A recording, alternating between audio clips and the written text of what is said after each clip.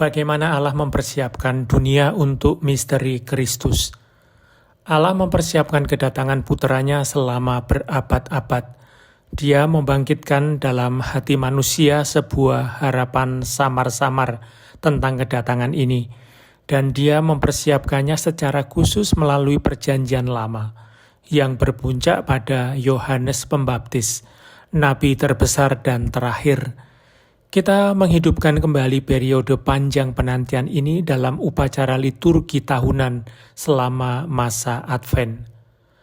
Apa yang diajarkan Injil tentang misteri kelahiran dan kanak-kanak Yesus? Pada hari Natal, kemuliaan surgawi ditampakkan dalam seorang bayi yang lemah. Upacara sunat merupakan tanda bahwa Yesus masuk bangsa Yahudi dan merupakan prefigurasi pembaptisan kita. Epifani merupakan penampakan Mesias Raja Israel kepada semua bangsa. Waktu Yesus dipersembahkan di Genisah, Simeon dan Ana merupakan simbol semua antisipasi Israel yang sedang menanti untuk bertemu dengan penyelamat mereka. Pengungsian ke Mesir dan pembunuhan para bayi yang tak bersalah menunjukkan bahwa seluruh kehidupan Yesus akan ditandai oleh penganiayaan.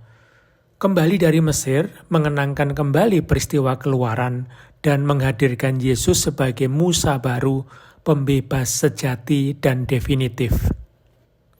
Mengajarkan apa kehidupan Yesus yang tersembunyi selama di Nazaret? Dalam kehidupannya yang tersembunyi di Nazaret, Yesus tinggal sebagai orang biasa. Hal itu mengajarkan kepada kita untuk masuk ke dalam persahabatan dengan Dia, dalam kesucian yang biasa dijumpai dalam kehidupan sehari-hari, yang diisi dengan doa, kesederhanaan, pekerjaan, dan cinta keluarga. Ketaatannya kepada Maria dan Yosef, bapa pengasuhnya, merupakan gambaran ketaatan sang putra kepada Bapa. Maria dan Yosef menerima dalam iman misteri Yesus ini, walaupun mereka tidak selalu dapat memahaminya. Mengapa Yesus menerima baptis pertobatan untuk pengampunan dosa-dosa dari Yohanes?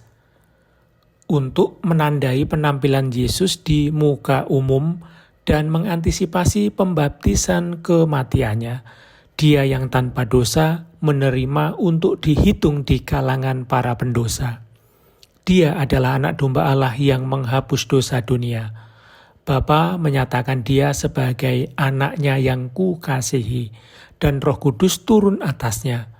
Pembaptisan Yesus merupakan prefigurasi pembaptisan kita. Pelajaran apa yang kita dapat dari godaan Yesus di padang gurun? Godaan Yesus di padang gurun mengulangi godaan Adam di Taman Firdaus dan godaan-godaan Israel di padang gurun.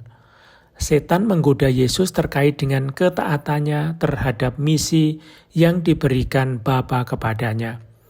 Kristus, Adam baru, tetap teguh dan kemenangannya merupakan pewartaan kemenangan atas penderitaan yang merupakan puncak dari ketaatan cinta Sang Putra. Gereja mempersatukan dirinya dengan misteri ini secara khusus dalam liturgi masa puasa atau Prapaskah.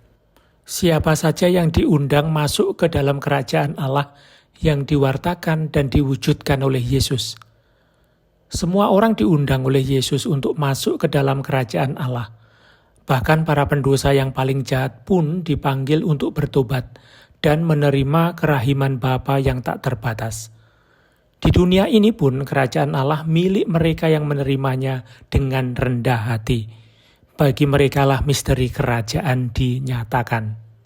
Mengapa Yesus menyatakan kerajaan itu lewat tanda dan mukjizat? Yesus melengkapi sabda dengan tanda-tanda dan mukjizat-mukjizat untuk memberi kesaksian bahwa kerajaan itu hadir dalam dirinya, Sang Mesias. Walaupun Dia menyembuhkan beberapa orang, Dia datang tidak untuk menghapuskan semua kejahatan di dunia ini, tetapi untuk membebaskan kita secara khusus dari perbudakan dosa. Pengusiran setan menjadi pewartaan bahwa salibnya akan menang terhadap penguasa dunia ini. Dalam kerajaan Allah, Kekuasaan apa yang akan dianugerahkan Yesus kepada para rasul-Nya? Yesus memilih 12 rasul yang akan menjadi saksi kebangkitannya dan mengajak mereka untuk ikut ambil bagian dalam misinya.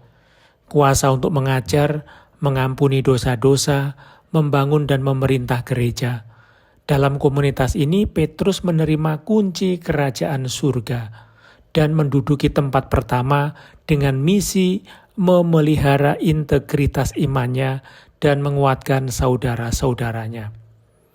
Apa arti transfigurasi?